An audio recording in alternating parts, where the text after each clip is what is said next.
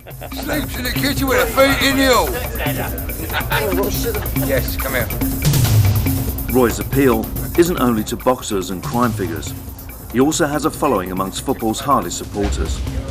Two of the greatest terrace legends are Jason Marriner from the Chelsea Headhunters and Pennant from West Ham's ICF. I'm Dave.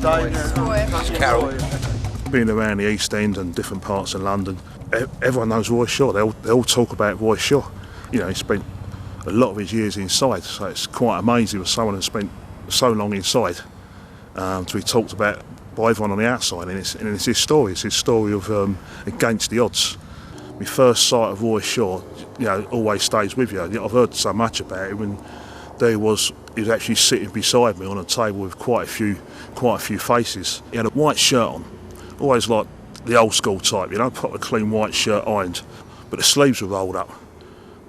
And he sat beside me, handing a knife and fork. I just couldn't take my eyes off, you know. I couldn't help it because the size of his arms. I looked down the table at my legs, at my thighs, and his arms were the size of my thighs, and I'm 6'4". Jesus, you know, and not an ounce of steroid in him. You know, he's a proper man, and everything he does is real. You know what I mean? Fought against the system, fought against the hardest men in life, and let me tell you, I've seen people he doesn't know, they want his autograph, they want to shake his hand, they want a photograph with him, and I'll tell you what, he's got time for every man, you know. And to me, you know, there's an old saying, it's nice to be nice, and he's a true gentleman, you know. You know, major club opening in Hollywood's Romford, when Romford first sort of started the club life, and a liberty was taken, we heard from Roy Shaw, and it's just like in the depths of Canning Town, and that's not even Roy's area, you know what I mean, but people were alarmed in the East End, and I remember being part of the crew that went down, you know, just out of a dishonour, gone to a man that's so respected in the East End, you know what I mean? And people just felt compelled they had to go and sort out that business. I don't think Roy was aware, you know what I mean? And he's always fought his own battles. But the Roy I've met and seen today, he's always immaculate. He's always like a businessman. You don't see the character that you read about in the book. You find out about the character you read in the book for people that you know the score and have been there. And the respect from these guys, I mean, if everyone respecting these guys, and who are they respecting? And the name comes up time again, it's Roy Shaw, Roy Shaw, Roy Shaw. I think he's earned his reputation, he's fought the best. I mean, you know, listen, he ain't ducked from no one, he's entitled to have a reputation like that. But at the same time, he's a worthy winner in my book, and no win, lose or draw. Would you like to have had him on the terraces? Fuck me, I'll tell you what, I'd like to have had him stood beside me, not against me, I've got to tell you. Fucking hell, but yeah, of course, yeah. When I first went in prison, you know, a lot of old heads said, Cass, you know, I said, you know, how'd you cope with that? And they said, Cass, you just keep your head down and keep yourself to yourself.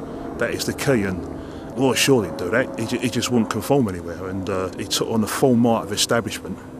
And today, you know, he's a successful property millionaire, I've heard. And, you know, I feel actually privileged that I've been in his company. Question that I would possibly ask Roy, what would be the hardest system that he's ever been, you know, in? I mean, I'd say mine probably was Wandsworth. It's an extremely sore gaff. I've seen proper men buckle in there, grown men, and everyone has a breaking point. And Roy's done an awful lot of prison, you know, and he's done a lot of the systems, and you're up against a lot of pricks, you know what I mean, you know, whether it be cons or whether it be screws.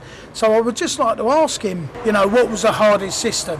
And, you know, at the end of the day, we all know that Roy come out trumps, as he normally does. So we salute you, Roy, and God bless you. Well, it would have been Wandsworth, yeah. I was in there for a robbery of 12 taxi drivers. And why was it so hard? It was on you all the time, and there was plenty of screws about, so you couldn't do what you wanted to do or anything, you know. You just had to play the game with them. I've known Roy from my early days in Borstal prison. We was in the riots in Gartree, and we were both up on the roof, and he tried his strong arm axe again with the big metal chimney, and that came crashing down. I think no one else could have done that, only him, you know.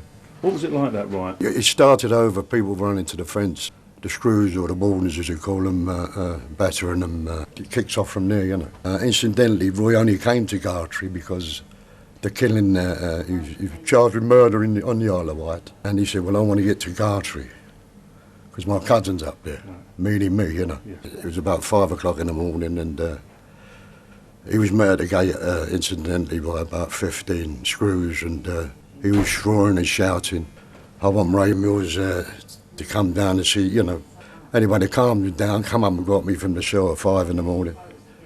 We trudged through the snow to the gate, and me and him started laughing at each other, you know, because there was 15 screws around us, all with dogs, and he's shouting, I didn't want to put a needle in me, you know. So I said, come on, boy, we want to get out of this snow, mate, let's get in somewhere.